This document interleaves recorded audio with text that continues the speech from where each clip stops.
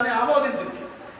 ఇదిగో ఈ ఆమోదించడం వాస్తవం కనుక ఇది ఇట్లా యూదులు అందరూ ఒక జాతి కాదు, అందుచేత అది ఒక జాతి ప్రభు అట్లా ఆ రకంగా అయితే వాళ్ళు అంటే మొదట బ్రిటిష్ వాడు, తర్వాత రెండవ ప్రపంచ యుద్ధంలో అమెరికా వాడు, అంటే సామ్రాజ్యవాదుల మీద ఆధారపడి. ఇది గాంధీ గారు కూడా ఈ పాయింట్ రాశాడు, మీరు పాలస్తీనాలో చేస్తున్నదని అదంతా కూడా బ్రిటిష్ వాళ్ళ సహాయంతో సహకారంతో చేస్తున్నారు.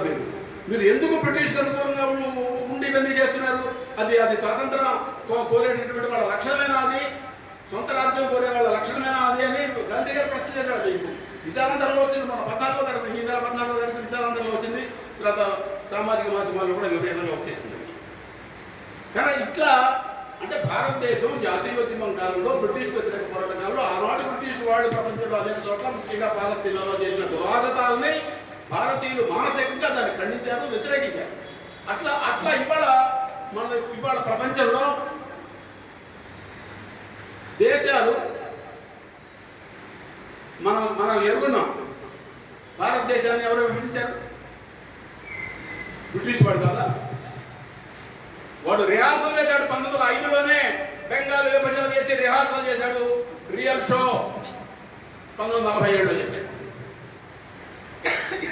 చైనాను విభజించినాడు అమెరికా వాడు కదా. చైనా తైవాను విభజించలే వాడు కాదు, వాడు ఒప్పుగా చైనా వాడు ఒప్పుకోలే. ఇప్పటికే గొడవ ఉంది. చైనాను అమెరికా వాడు ఆక్రమించి కూర్చుని వాడు తొత్తులు అక్కడ పెట్టుకున్నాడు. కొరియాను ఉత్తర కొరియా దక్షిణ కొరియా చేసిన వాడు అమెరికా వాడు కదా. వియత్నాం ఉత్తర అమెరికా దక్షిణ అమెరికా చేసిన వాడు అమెరికా వాడు కదా. అంటే ఒకప్పుడు అంటే పాలస్తీనా ఇజ్రాయల్ చేసిన వాడు బ్రిటిష్ వాడు, ఇండియా పాకిస్తాన్ చేసిన వాడు బ్రిటిష్ వాడు. ఈ దేశాలను విభజించడం అనేది సామ్రాజ్యవాదులు, అంటే దేశాలని జాతులని విభజించడం అనేది సామ్రాజ్యవాదుల యొక్క లక్షణం. కనుక జాతులు విముక్తిని కోరుతున్నాయి, దేశాలు స్వతంత్రాన్ని కోరుతున్నాయి, ప్రజలు విప్లవాన్ని కోరుతున్నారు అనేటటువంటి ఒక గొప్ప నినాదం ఒక దశలో మనకి తెలుగునాట కూడా గోడల మీద చాలా విస్తారంగా ఉండేది.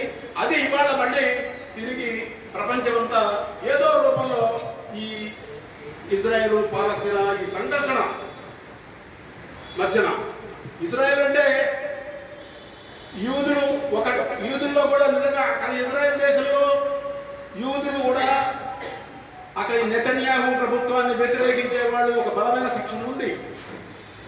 ఇజ్రాయెల్లో కూడా కమ్యూనిస్ట్ పార్టీ ఉంది. వీళ్ళు చేస్తున్న విధానాలను ఖండించే వాళ్ళు ఉన్నారు. ఇజ్రాయెల్ యూదుల్లో ఒక గొప్ప మేధావి చనిపోయినాడు ఎడ్వర్డ్ సైడ్ అని.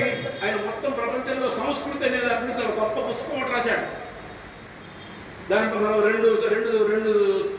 రెండు సార్లు సమీక్షించాం. మనం ఇద్దరు రచయితలతో సమీక్ష చేసిన ప్రజాసేవ ఎడ్వర్డ్ సైడ్ రాసింది. అతను ఇజ్రాయెల్ కూడా యూదే అతను. అట్లా అంటే అందుకోసం వీళ్ళని ఈ దురహంకారం మనం యూదు దురహంకారులు అన్నారు.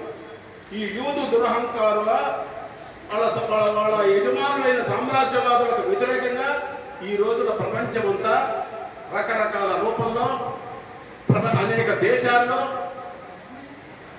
నిరసన ప్రకటిస్తోంది, ఆందోళన పడుతోంది, ఉద్యమాలు చేస్తున్నారు, ఊరేగింపులు చేస్తున్నారు. ఏదో రకంగా ఏదో ఒక స్థాయిలో జరుగుతూనే ఉంది. ఒక చోట చెందగా మనం సంగమం తరఫున 18వ తారీఖు